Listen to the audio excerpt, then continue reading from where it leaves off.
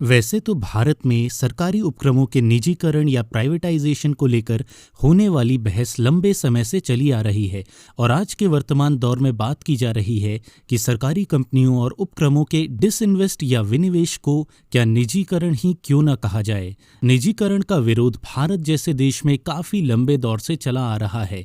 समय समय पर बहुत से राजनैतिक और सामाजिक संगठनों द्वारा धरना विरोध प्रदर्शन निजीकरण के खिलाफ देश भर में होते आ रहे हैं। तमाम तीव्र विरोधों के बाद भी सामान्यतः यह देखने में आता है कि भारत में सत्तासीन किसी भी दल की केंद्र सरकार जब अपने फैसले को जनता पर लागू करती है तो सारे विरोध के स्वर मुंह के बल गिर जाते हैं।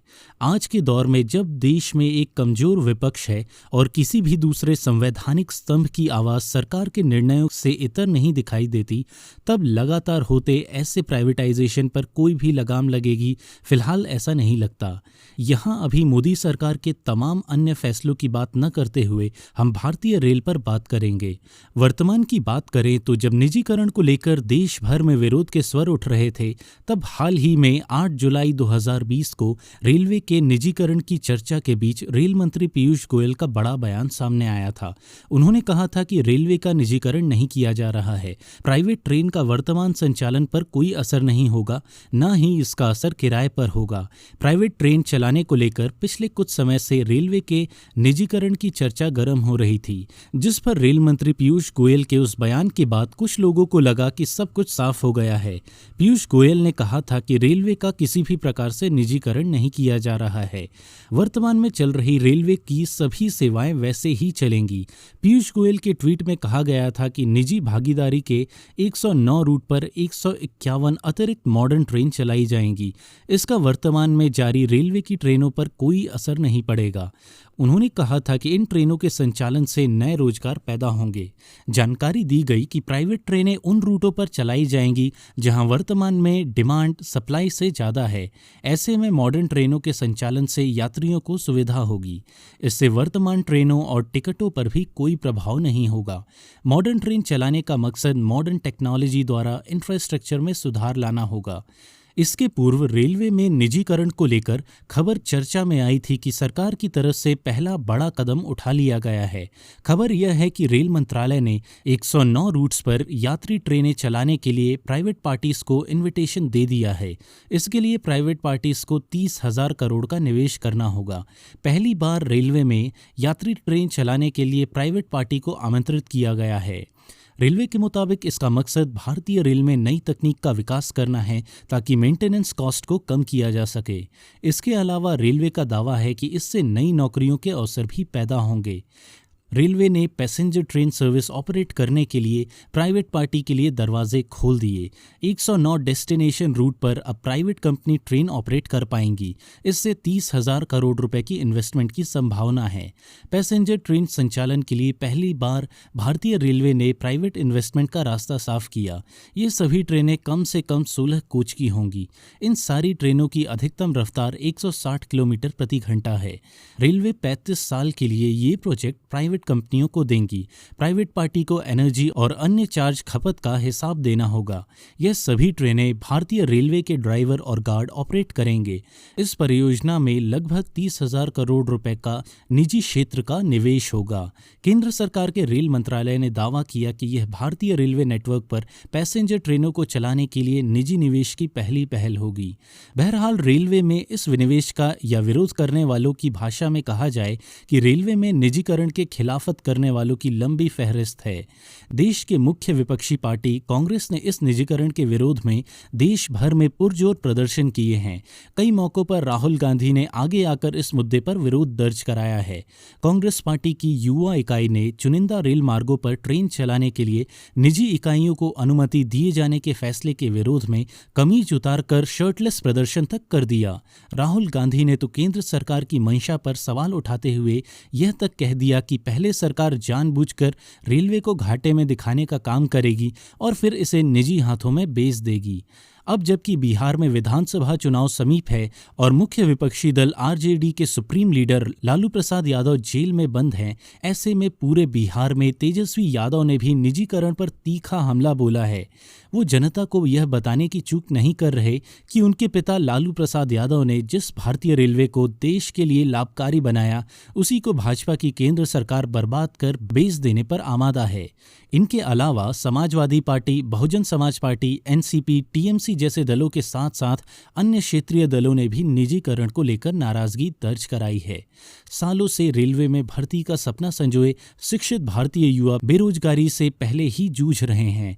प्राइवेटाइजेशन को लेकर उनके भीतर भी आशंकाओं को बल मिला।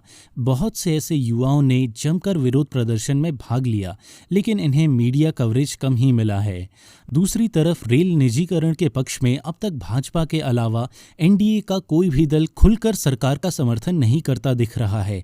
यह और बात है कि प्रधानमंत्री नरेंद्र मोदी और गृह मंत्री अमित शाह की मजबूत मानी जाने वाली जोड़ी के सामने राष्ट्रीय जनतांत्रिक गठबंधन के किसी दल ने विरोध करने की हिम्मत भी नहीं दिखाई। यहाँ हम सभी की बात तो नहीं कर सकते, लेकिन अगर हम इन दिनों रेलवे में विनिवेश के नाम पर हो रहे निजीकरण के विरोध में कुछ प्रदर्शनों पर ही नजर डालें तो इस सप्ताह में ही भारतीय रेलवे मजदूर संघ के बैनर तले कर्मचारियों ने मांगों को लेकर प्रदर्शन किया। इस दौरान कारखाना मंडल संगठन मंत्री ने कहा कि जिस तरीके से सरकार सैकड़ों साल पुराने भारतीय रेल के इंफ्रास्ट्रक्चर को बेचने को तैयार है, यह पूरी तरह से कर्मचारी विरोधी फैसला है। इसके विरोध में ही कर्मचारियों का प्रदर्शन है। सरकार श्रम कानूनों में श्रमिकों के खिलाफ नित नई तब्दीलियां करती जा रही है। इसी मुद्दे पर उत्तर रेलवे कर्मचारी यूनियन फिरोजपुर मंडल, भारतीय मजदूर संघ व भारतीय रेलवे मजदूर संघ के आह्वान पर सरकार की ठेकेदारी, निजीकरण व निगमीकरण नीतियों के विरोध में रेलवे कर्मियों ने प्रदर्शन किया। उत्तर रेलवे कर्मचारी यूनियन के अध्यक्ष की अगुवाई में मंडल रेल प्रबंधक के नाम पर ज्ञापन सौंपते हुए यह कहा गया कि निगमीकरण व निजीकरण के विरुद्ध मुलाजिमों की लड़ाई जारी रहेगी। यहां मुलाजिमों को एकजुट होने का आह्वान किया गया।